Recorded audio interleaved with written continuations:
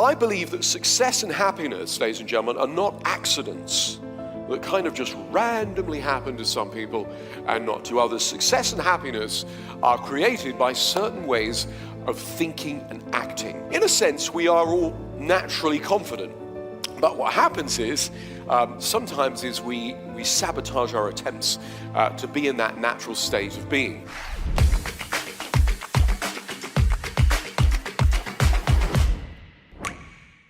Confidence is something that even people who are super confident want more of. By the way, is there anybody here living at 100% of their true potential? Anybody in this room? No, thank you. Do you know, in all the years I've asked that question, nobody has ever said yes, except for one person. It was Tyler Winklevoss, who had just created Facebook at the time. So I suppose in that moment, he said, in this moment, I'm at 100% of my true ability. So what I'm going to help you do is access more of your true potential, right? But confidence is something people could really do with a lot more of, particularly these days. If you open a newspaper or you turn on the TV, you're under attack, aren't you? It's the virus, it's the war, it's the economy, it's something or other, yeah? And so even people who are super confident, they say to me very often, I want more of it. You know, so I work with people who have lost their confidence, and also people who are high achievers from sports, arts, business, etc., who want to be even more confident. They want more of that self-belief, more of that optimism, more of that feeling that anything is possible. So I wrote a book about 20 years ago about confidence. Now, see, I want to explain what it is and what it isn't. And when I was writing this book, and I would tell people, I say, I'm writing a book about confidence. And people said things like this. They go, oh, great, a training manual to create more arseholes in the world. And I went, what do you mean? He went, those confident people, they're in your face, aren't they? I went, oh, no. Those people are very unconfident. They're trying too hard. They've got to be like that. No. Truly confident people are natural. They're authentic, yeah? You know what it's like. You know when you're sitting with friends, you're not frightened of being judged. You're yourself, aren't you? You're confident. You connect with people naturally. You know, every day when we're doing things like going around the supermarket, you say, well, I'll have a chicken, I'll have some cornflakes, I'll have whatever. You don't go, oh, yeah? You don't have to think about it. You just do it. So in a sense, we are all naturally confident. But what happens is, sometimes is we sabotage our attempts to be in that natural state of being. So I believe that success and happiness, ladies and gentlemen, are not accidents that kind of just randomly happen to some people and not to others. Success and happiness are created by certain ways of thinking and acting. And that's what we're going to be learning, certain ways of thinking and acting that are going to dramatically change our lives for the better. See, at school, you're taught what to think, but you're not taught how to think. And so really, we're going to be learning some ways of how to think that's going to improve our lives for the better. Yeah? So, can we have that graphic, the state behavior graphic? So, everything that you achieve in life, right, comes from your actions, your behaviors, yeah? You see behavior there on the, your right-hand side, yeah? So, all the things you achieve, from making $1 million to boiling an egg, comes from your behaviors. All the results you're getting in life. And what drives your behaviors? Well, it's your state of mind and body. Neurophysiological state, we call it. So, for example, confidence is a state. Anxiety is a state. Happiness is a state. Anger, joy, motivation.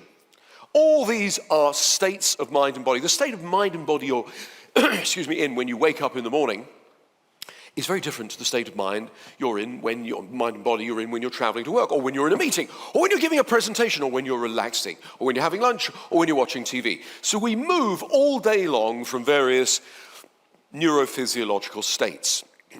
It would be really neat, wouldn't it, to have control over those states. You know, when I teach, say, athletes, they've trained for the Olympics for years. They walk out into a stadium, there's 1 billion people watching them on TV. They need to be in a powerful neurophysiological state because they're about to compete, yeah? When you're about to do negotiation, when you're about to coach someone, yeah? Because the idea is not just you get more confident from this session today, but you learn a whole load of techniques and tools you can take away. Because I believe if you give someone a fish, they eat for a day, teach someone to fish, they eat for life. So I'm going to be giving you a whole load of things for your coaching toolbox that you can use, right? And so when we talk about confidence, confidence essentially is a habit, right? Just as anxiety is a habit. You know, you probably noticed over the period of the pandemic, some people got really good at catastrophizing. They could look at the news and go, oh, and what if my family gets sick and what if the economy crashes? Ah! And they did it over and over and over again, so they can literally go 2 + 2 = 32, right? And in the same way, some people are just naturally confident. They're in control of their state of mind and body. So let's look at this here. And at the top, you've got what we call, in NLP language, internal representations. So these are representations of reality, right? So if I want to, I don't know if you've seen the Eiffel Tower. If I want to remember what it looks like, I represent a picture of the Eiffel Tower in my mind and I can see it, yeah? Or if I want to remember a conversation that I had with my wife this morning, I replay it in my mind and I represent reality, yeah? And so all day long, we are creating pictures from either memory or from imagination. Because basically, there is only 2 ways to feel good or bad in life. And that is either to remember something good or bad that happened, or imagine something good or bad that could happen. Really interesting stuff, that's right? It's that simple. So, let me just show you how it works, because all day long, we're talking to ourselves, we're making pictures in our imagination. Somebody says to you, for example, hey, you want to go to a party, right? And you go instantly, in a split second, in your imagination, you go into your mind and you go, oh, hang on, ooh, I don't really know anyone at this party. And I imagine I'll be standing there feeling a bit awkward, and you go, not sure about this. I'm sorry, I'm busy. Or maybe you make a different movie, right? Maybe someone says, hey, do you want to go to a party? And you think, ooh, yeah, meet people, enjoy myself, getting them down. Yeah, this could be fun. Yeah, what time's the party, right? So literally, all day long, we are moving towards or away from things by the things that we say to ourselves inside our mind and the way we say them, and also the pictures or the movies that we make. So, excuse me, we're going to play with this dynamic right now. So what I'd like you to do is find your internal dialogue. Is it at the front of your head? Is it at the back? Is it somewhere else? Now, there's 1 or 2 people going, well, I don't know if I do have an internal dialogue. Do I have an internal? Yes, so that voice there is the one, yeah? Right? Do you know, it's so funny. My friend Richard Bandler, he's the creator of NLP, he told me he was talking to a psychiatrist once. And he said, how do you know if people are crazy? And the guy went, well, they talk to themselves. He went, I see. He said, yes, I had one the other day, and I said to myself, he's crazy. Yeah? So, yes, we all talk to ourselves all day long. You know, it's useful. You walk in a room, you go, oh, I'd like to talk to that person. Oh, I must remember to ring Frank. Not sure about that, but etc. You're literally commentating, guiding yourself through life. When you make a mistake, right? When you make a mistake, do you say to yourself, oh, another learning experience?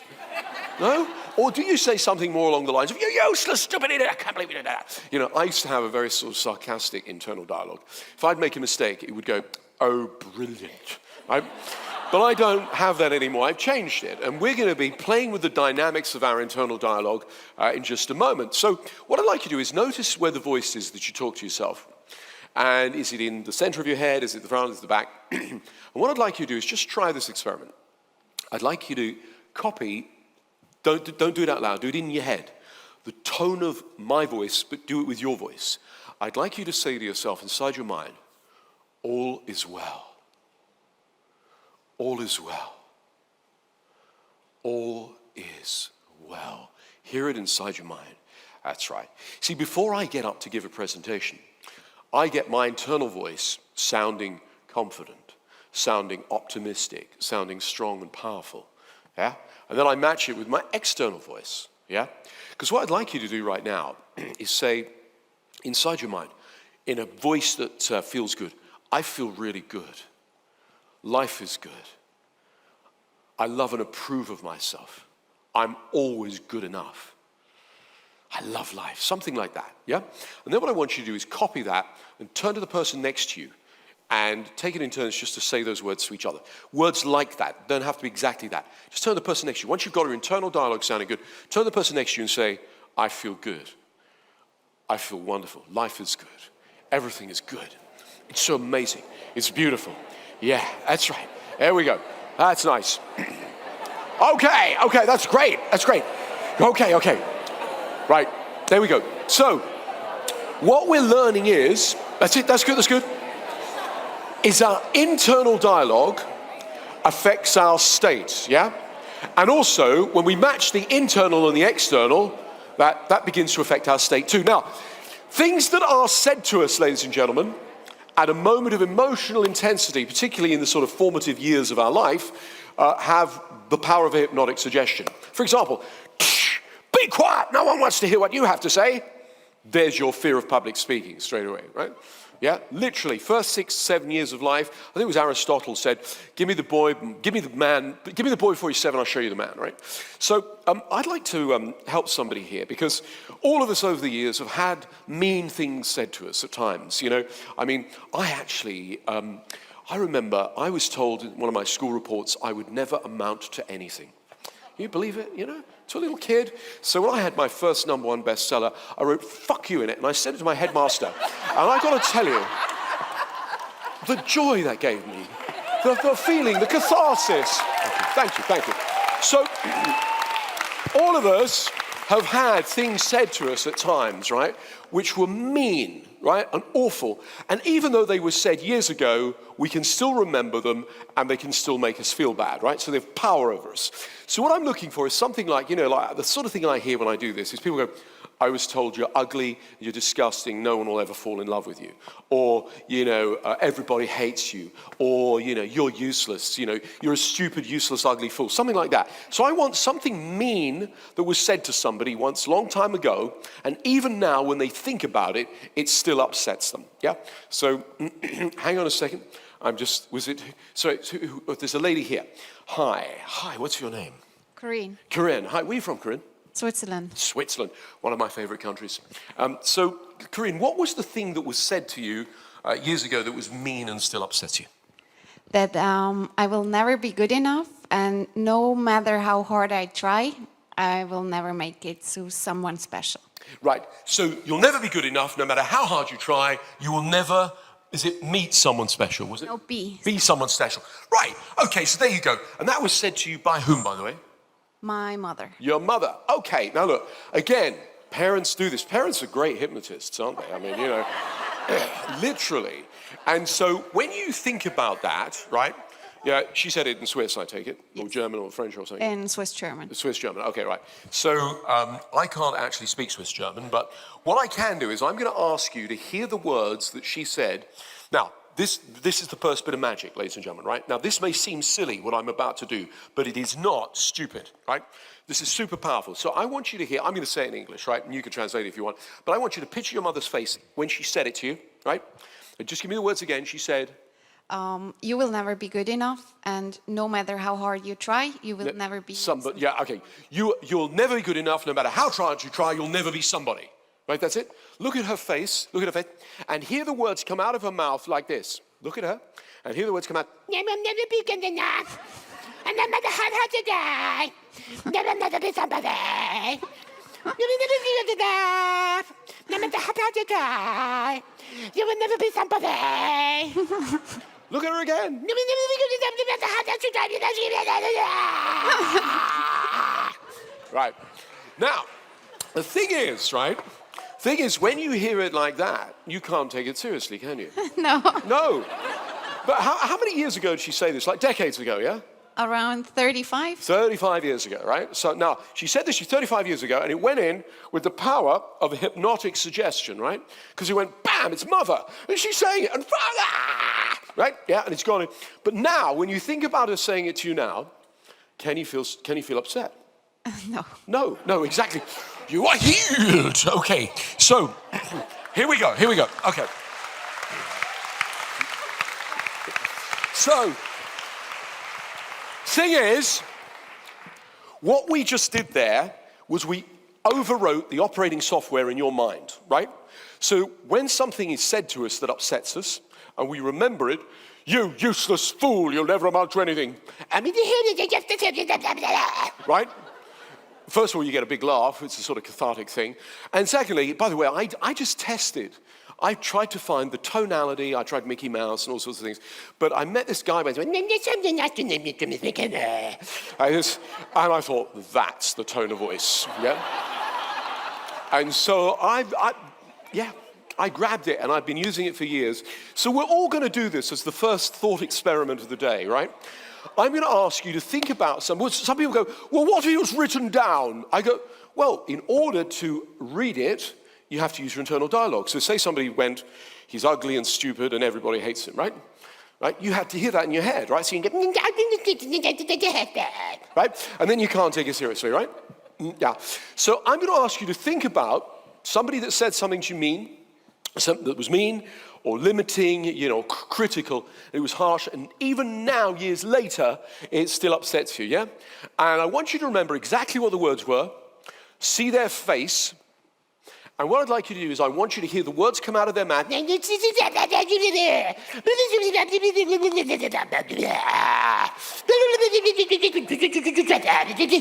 that, yeah? Yeah, do it until you just cannot take it seriously. Oh, someone said, you'll never amount to anything. Keep doing. Okay, so who now, when they think about that thing that was said to them, feels differently? Show me. Oh, wow, okay. First bit of change work today. So, the thing is, you see, I'm from the world of NLP, and we're interested in we're modelers, right? So we're interested in how it is, rather than like traditional therapy is all about why. So tell me, why do you feel so sad? And tell me more about that and more about that and more about that, right? And the only problem I find with that is I meet people who've been in therapy for decades, right? And they can tell you like a shrink what's wrong with them. They go, oh, I had all this unexpressed anger towards my father.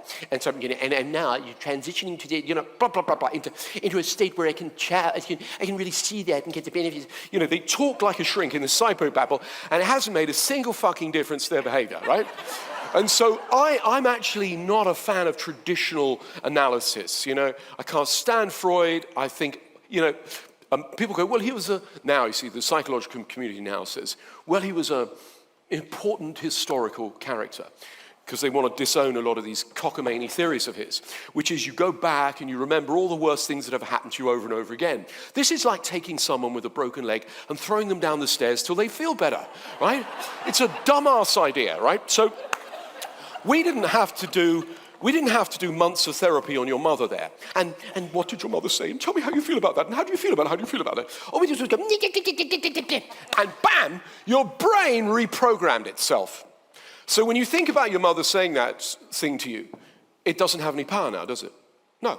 And those of you that also did this, right? So it's not just what we say, but how we say it. Let's just try the nice thing again. Just say inside your mind, all is well. Not out loud, all is well. No, inside your mind, all big, all is well. Yeah. So I mentioned that the pictures and the sounds are part of what drives the state. Yeah. Now the other part, of course, the pictures and the movies is real important, right? Because very often when we go and do something, we imagine ourselves doing it first, or we imagine ourselves failing at it, because, as the saying goes, disappointment requires adequate planning. So I want you to just do this. Let's do our next thought experiment.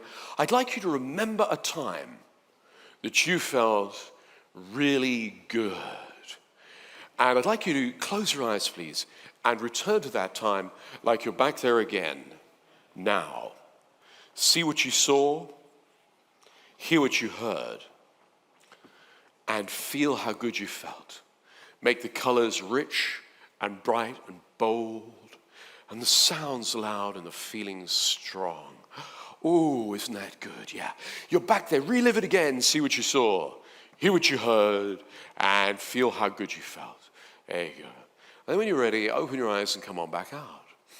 Who feels good right now? Yeah. Oh. Now the reason is because the human nervous system doesn't know the difference between real and imaginary, right? So when you imagine or remember something really great happening to you, you remember it vividly or imagine it vividly, you get the good feelings associated with it, yeah? This is why, see, people say, are you into that positive thinking stuff? I say, no. Look, if I'm all for people giving themselves nice affirmations. There's nothing wrong with that. But the problem is, you see, is if you don't deep down feel it and sense it, it's not as powerful. In the same way, if you said to your heart, speed up, it's not going to go any faster. But if you, imagine walking down a dark alley late at night, and you're hearing footsteps, and they're getting closer and closer, your heartbeat will speed up. In the same way, if we want to create states of confidence, we need to imagine ourselves as more confident. And it's the way we imagine it. Try this for another experiment. I'd like you to think about a mildly upsetting time, an argument or a disappointment. Just remember a mildly upsetting time and close your eyes. And as you remember that mildly upsetting time, I'd like you to float out of your body and float further and further back and look at it, look at yourself over there like it's happening to somebody else. And then I'd like you to drain all the color out of the picture or the movie so it looks black and white. That's it, like an all black and white movie. And then make it transparent and send it away. And then open your eyes and come on back out. Now, the principle that I'm demonstrating here is very simple. When we're inside a memory or an imagined experience, it has greater emotional intensity than when we're outside of it, right? And this can be highly useful in training people to think in ways that empower them. So when my father died 10 years ago, I was just emotionally wrecked by it. And I was drinking heavily and, I was not in a great state. And I thought to myself, I'd wake up and oh God, I feel so awful. And I'd feel awful. And I went, hang on. How am I making myself feel bad? So this is the difference between what an NLPer does and a therapist, a traditional therapist. Instead of going, tell me about your mother, we go, how do you upset yourself? How do you make yourself compelled to want to drink too much or smoke? Or how do you make yourself excited to do things, yeah? We want to find this sequence of pictures and sounds that goes on inside the brain. So my father's died and I went, I'm sad, I'm so sad. And I'm thinking about the last few months of his life in this goddamn hospital, and I'm there in my mind in the hospital with him in full color. And I went up, stepped out, I made it black and white. I'm looking at it like it's happening to someone else, black and white, black and white, black and white, and sent it away. And then I stepped into a happy time when we were playing football when I was a kid, or when he was giving me some encouragement, or we were laughing, watching a movie together. And what I did was every time I caught myself feeling bad, I would step out of the unhappy memory, make it black and white, shrink it down, and then step into a new good one. So I was saying to my brain, not that, this, not that, this. And I did it over and over it took about a day or so, and my default is happy memories. So if I really want to, I can upset myself, sure. But I don't want to. I mean, I wouldn't want people to be, actually I say I wouldn't want people to be sad when I die. Actually, I want everyone to be really sad. And no, really, I want a fucking state funeral. I want the faces of my detractors on television, right? And I want captions like, are you sorry now? Etc. Anyway, so the point we're making here is, when we step out of something, make it black and white, we reduce the emotional intensity. When we step into something, we make it stronger. Now, next thought experiment. Okay, I'd like you to close your eyes, ladies and gentlemen. Make yourself comfortable. And I'd like you to imagine there's a screen in front of you. There we go. That's right, there's a screen. And on this screen, we're going to watch a movie of a more confident you. Okay, that's right. Look at this more confident you. Look at the way that you sit or stand, the way that you breathe, the way you smile. That's it. Look at the expression on your face. Look at the way you gesture. Hear the tone of your voice. It's a you that's at ease with yourself, an authentic, confident, comfortable you, a you that radiates a kind of joy. Look at the light behind your eyes. Look at the aura of serenity and joy and relaxed alertness, a sense of power in a way. Look at that confident you. Look at the way that confident you interacts with other people. Maybe, that's it, connects with other people. And then what I'd like you to do is float over and into the movie screen and step into that more confident you. See through the eyes of your more confident self. Hear through the ears of your more confident self. And feel this greater sense of confidence. And then, from this place, I'd like you to imagine another screen in front of you. And on that screen, I'd like you to watch a movie of an even more confident you.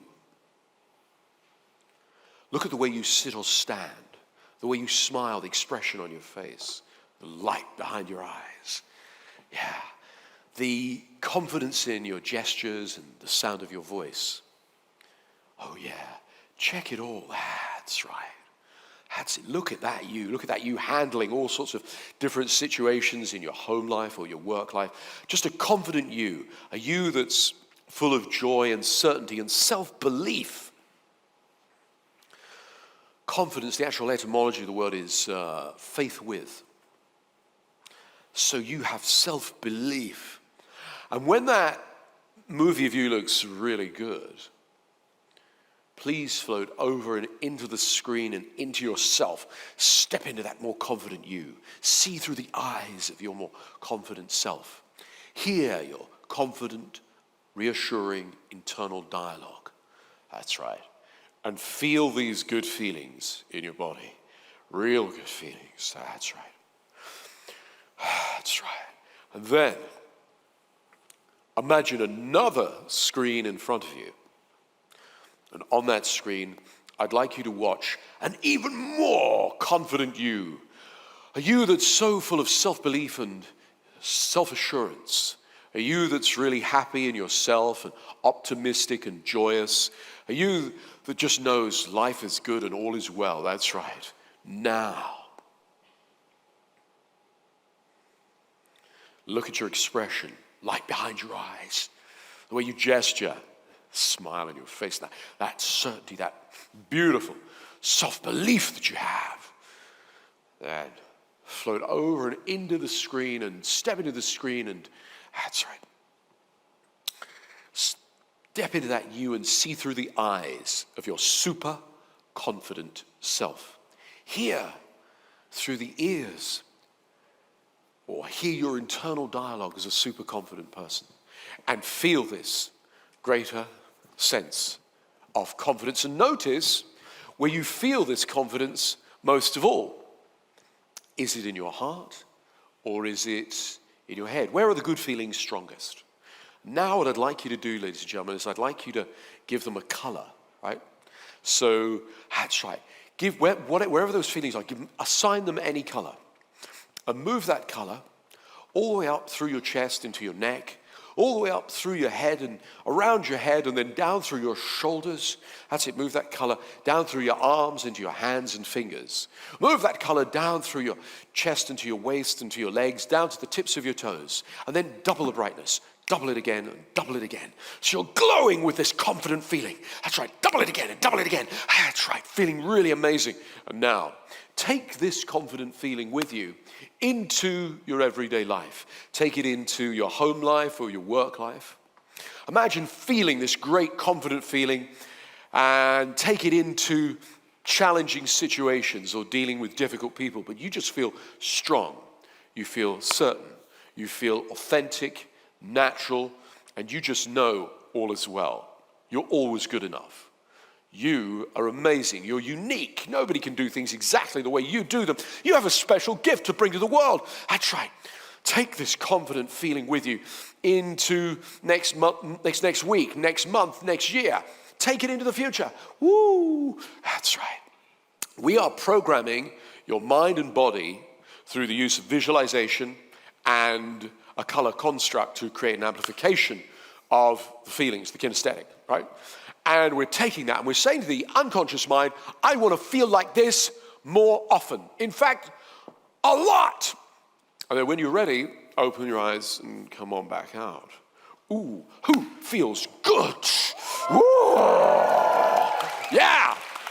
So, real simple process that. You set up an ideal you, or a you that's more the way you want to be, right? I do this, by the way, with people all the time. This works a treat, yep? And when the movie looks good, they go over and they step in, bam, associate into it, yeah? And then what they do is I get them to do it again. And again, so doing it in stages, basically. So if I'd asked you to suddenly imagine yourself super confident, some of you might have been able to do that, some of you might not. So we just do it in stages, we chunk it, yep? So what we've been learning is the internal representations, the pictures and the sounds that we make inside our mind drive the state and then the behaviors.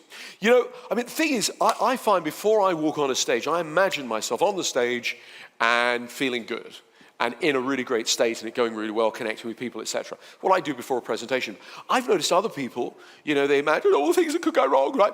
Now, it is important to think about what could go wrong so that we can head those things off at the pass. But, you see, the unconscious mind doesn't process the negation. Years ago, I got a phone calls back in the 90s from Sir Nick Faldo. He's one of the greatest golfers of all time.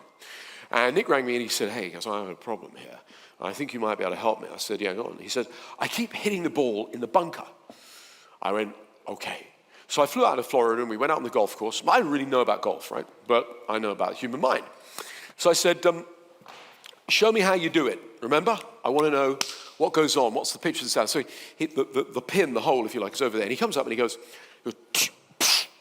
and puts it not just in the bunker, right in the middle of the bunker, perfectly. I went, I said, what went through your mind just before you did that? He said, oh, I thought to myself, I mustn't hit it in a bunker. I went, there you go.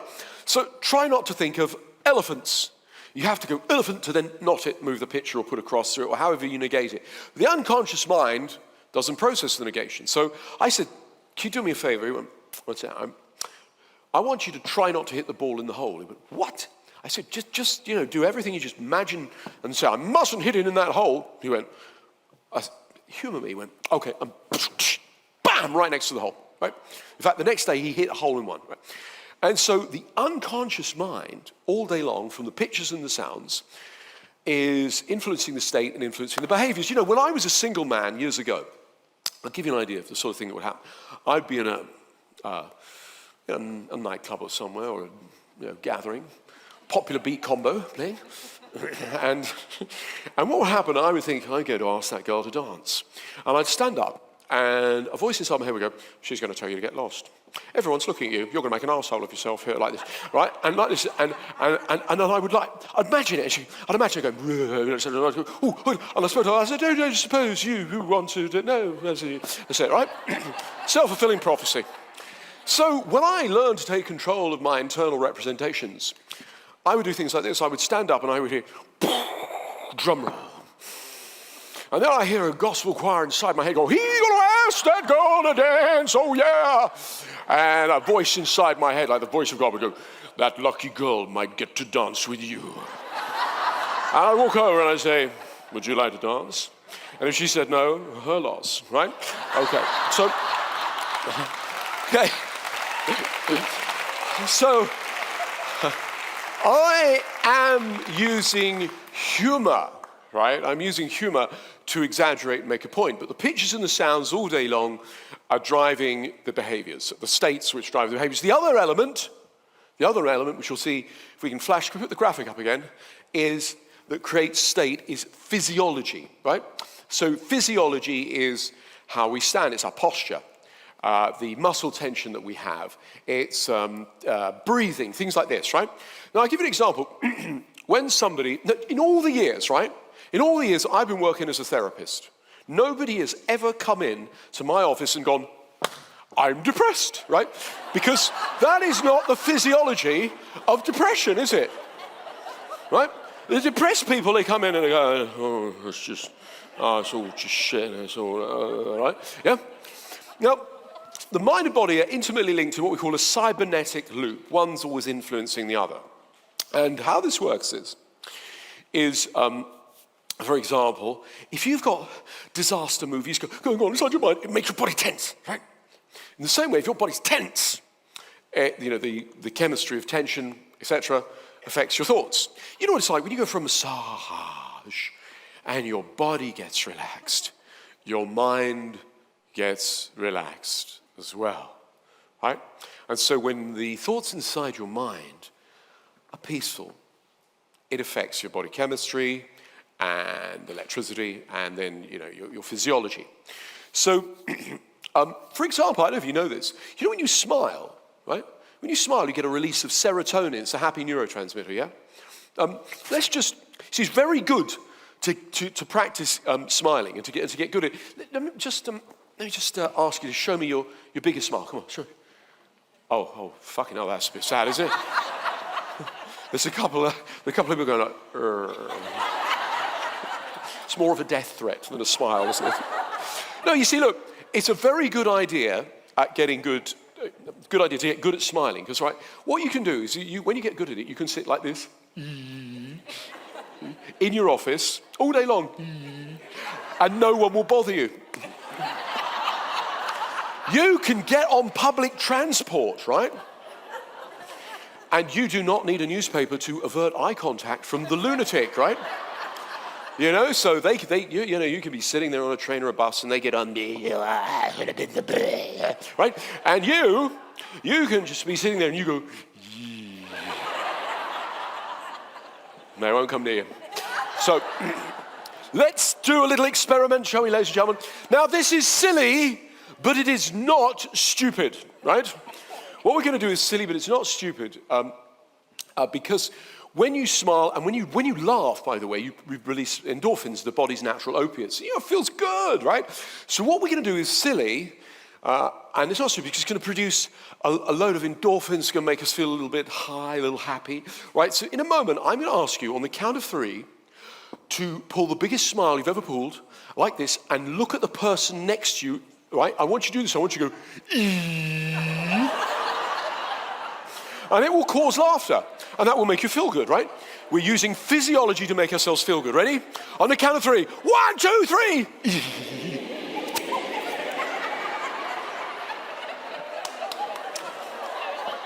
Now, there are 1 or 2 people here. There are 1 or 2 people here who are going, oh, for God's sake, I mean, I thought this was going to be a serious coaching lecture.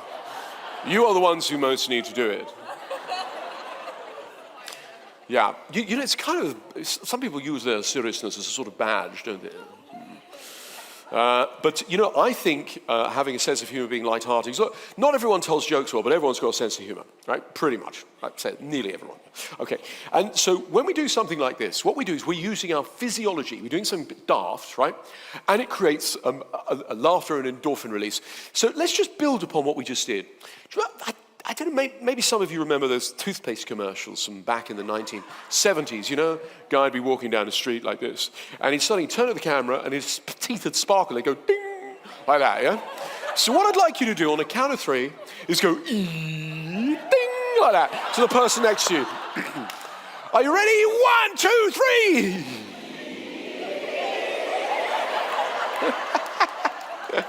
Who feels good? Yeah! Woo! So, what we've been learning so far is that the pictures and the sounds create the state, the physiology creates the state, and the state drives the behaviors. Behaviors determine the results we get in the world, right? So what we just did was a process whereby it was a silly thing to do, we made ourselves laugh, and we felt good. Yeah! Now, there is a relationship between the mind and body that I want to demonstrate now. By the way, who's frightened of public speaking in this room? Who's really terrified of public speaking? Yeah, I mean, who really hates it, yeah? Public speaking. You do, ma'am. Would you like to come and join me, please? Okay. See you a nice round of applause. Woo! Woo! Step into my office. Hi. What's your name? Anna. Anna, where are you from? Portugal. Portugal. Beautiful part of the world. Now, Anna, on a scale of 1 to 10 right now, if I told you had to talk to this whole room, how scared would you be? 100. Okay, 100. Okay. Now, the really neat thing is, you see, is we're going to do a process that's literally going to take like a couple of minutes to do.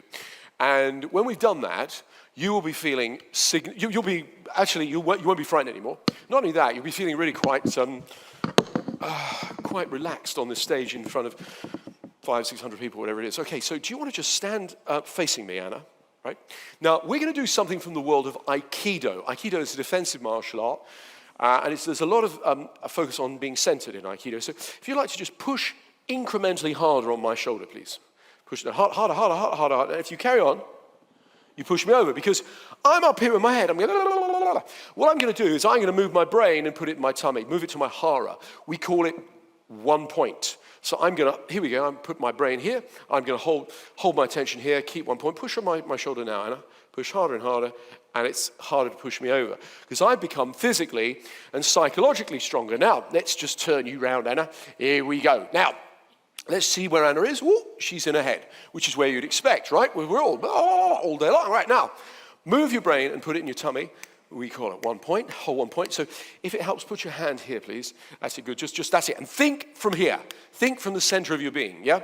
Now, I'm gonna push on Anna. And I'm pushing as hard as I can, and I can't push her over. Now, it probably doesn't feel like I'm pushing at all, does it? No, but I promise you I'm pushing as hard as I can. Now, here's the magic. Okay, so close your eyes and think about, if I give you the mic, walk off the stage and say, I need you to talk to everyone, and you said the fear would be like off the scale, yeah? Yeah. Close your eyes. Now, you said it would be, let's call it a 10 out of 10. We're doing a 1 to 10 scale here. Right, just hold 1 point. And tell me when your fear goes to 9.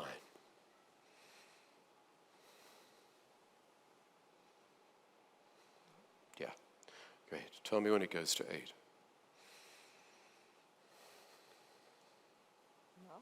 Great. Tell me when it goes to 7.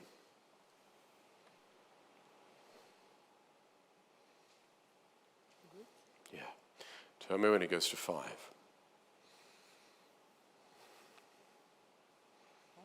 Good. Tell me when it goes to 4.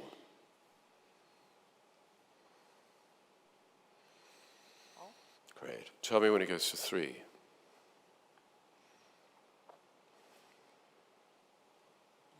Great. Tell me when it goes to 2. I'm good. Good. 2, 1 is fine. Now, Anna, keep your eyes closed. Now, because what we've done is we've used this to take the emotional overwhelm down. Because right now, Anna is in a more resourceful state of mind and body, right? So we're going to use this state and we're going to program it to occur in the future. So I'd like you to imagine holding the microphone and speaking to me, just connecting with me and telling me about things like, your life or things you enjoy doing. And then imagine talking to the audience. And imagine it all goes perfectly the way you'd want it to. See what you'll see, hear what you'll hear, and feel this strong, resourceful state. There you go. And then, I'd like you to imagine there's a challenge or two. Maybe you trip over your words, or you forget what you're talking about or something. But it doesn't matter, you stay strong. That's it, good. And then imagine it all goes perfectly again. That's it, what do you see, what do you hear, how good do you feel? I would imagine there's a challenge. Perfectly challenging. Now, the thing is, we can't control everything that's going to happen to us in life, but we have a big say in how we think and feel. That's sort of the gist of what we're exploring here. So, Anna, I'd like you to open your eyes right now. There you go. Now, take hold of the mic, please. And there's a sort of sweet spot. You need to get it near to your mouth. There you go. That's good. Okay, hi. So, Anna, hello. So you're from Portugal, yeah? Yes, I'm from Portugal. Oh, wonderful. And what do you do for a living? I am a conscious parenting facilitator. Wonderful. Okay, and what is it about that brings you the most joy? It brings me joy because I find that everybody has issues about this parenting. Yes. And then when we can broach this up and we can tell people that if they raise their kids in a different way, yes, life will be much easier. Wow. Now, hang on. Don't go away. Now, this is really interesting, you see, because I'm in full agreement. As I mentioned, show me the boy before he's 7, I'll show you the man, as I mentioned earlier. Tell me, what's your great passion? What is it that you really enjoy doing? Do you have a hobby or interest or something like that? I love to dance. To dance. And what is it, when you're dancing and you're really enjoying yourself, what is it about dancing that makes you feel so good? Because my heart feels light Your heart feels light, yeah? and I can't stop smiling. You can't stop smiling. Now, you said to me a few minutes ago that you were frightened of public speaking. Yes. And the idea of speaking to an audience of, I think, 600 people, isn't it, would be overwhelming. But you seem to be very natural at speaking to people. Are you scared right now? No, I'm happy. Happy!